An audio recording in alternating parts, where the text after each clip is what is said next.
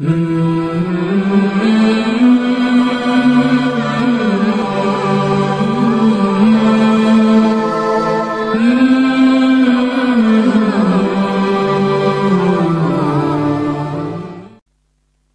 و نصلی علی رسول الکریم اما بعد فاعوذ باللہ من الشیطان الرجیم بسم اللہ الرحمن الرحیم ما کان محمد ابا احد من رجالکم ولکن رسول اللہ وخاتم النبیین وکان اللہ بکل شیء علیما صدق اللہ العظیم۔ سورہ احزاب 22ویں پارے کی 40ویں آیت ہے۔ اس میں اللہ رب العزت نے حضور نبی کریم صلی اللہ علیہ وسلم کے ختم نبوت کا اعلان کیا ہے کہ ما کان محمد ابا احد من رجالکم، کہ نبی علیہ الصلوۃ والسلام تم میں سے کسی مرد کے والد نہیں، باپ نہیں ہیں، ولیکن رسول اللہ، لیکن یہ اللہ تعالیٰ کے رسول ہے، وخاتم النبیین، اور تمام نبیوں کے آخر میں آنے والے ہیں، وکان اللہ بکل شیء علیما، اور اللہ تعالیٰ ہر چیز کا علم رکھنے والے ہیں۔ آپ صلی اللہ علیہ وسلم کو اللہ تعالیٰ نے خاتم الانبیاء بنایا اور ختم نبوت کا تاج آپ کے سر پر رکھ دیا۔ آپ سے پہلے 1,24,000 کم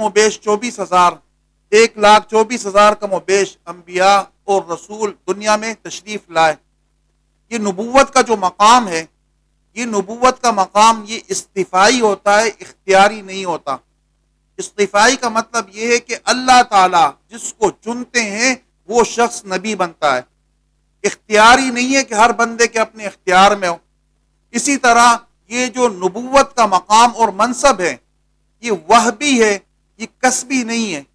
وہبی کا مطلب اللہ تعالیٰ جس کو ہبہ کر کے دے دیں، یہ مقام اسی شخص کو ملتا ہے،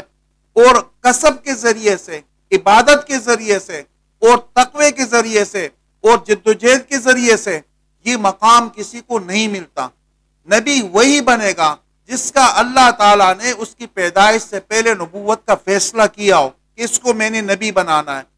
آپ انسان اپنی مرضی سے، اپنی کوششوں سے کبھی نبی نہیں بن سکتا۔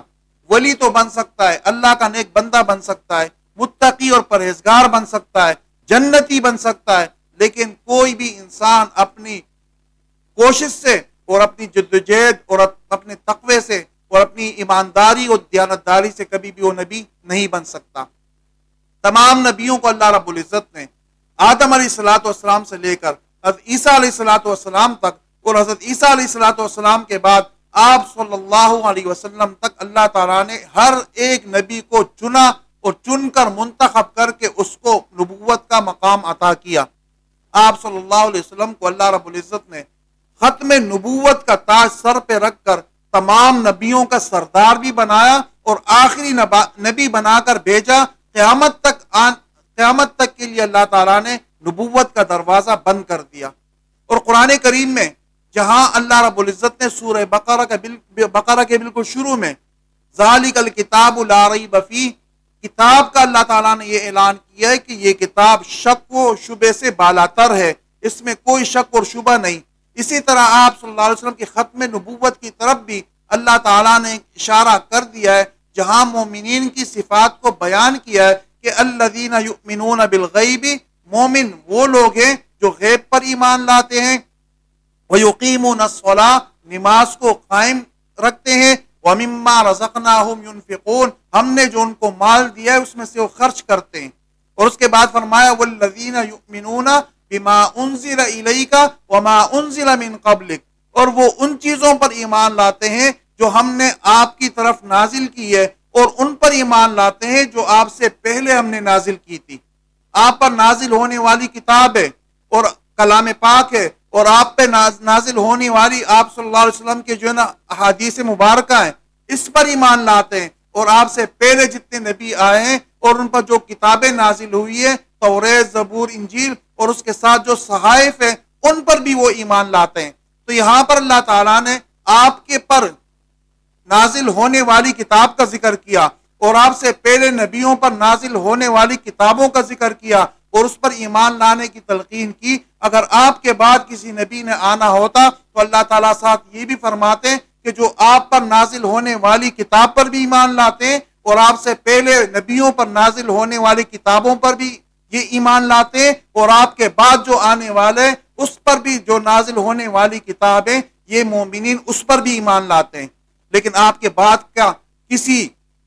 کتاب کا یا کسی نبی کا ذکر اللہ تعالیٰ نے نہیں کیا، اس لیے کہ نبوت کا مقام یہ اللہ تعالیٰ کا انتخاب کردہ مقام ہوتا ہے، یہ ہر بندے کو نہیں ملتا۔ جس طرح کہ ایک جولاہ تھا اور جولاہے کا بچہ تھا، وہ اپنی ماں سے پوچھنے لگا کہ اماں یہ جب ہمارا نواب مر جائے گا تو پھر اس کی جگہ کون نواب بنے گا؟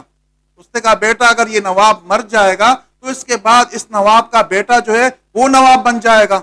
اس نے کہا اماں اگر وہ بھی مر جائے اس کے بعد کون نواب بنے گا؟ انہوں نے کہا اس کے بعد اس کا جو بیٹا ہے وہ نواب بن جائے گا۔ انہوں نے کہا اماں میں کب نواب بنوں گا؟ تو اس اماں نے اس کے جواب میں کہا کہ بیٹا یہ نواب زادوں کی مسند ہے، یہ نواب زادوں کی سیٹ ہے، یہ نواب زادوں کا جو ہے نا وہ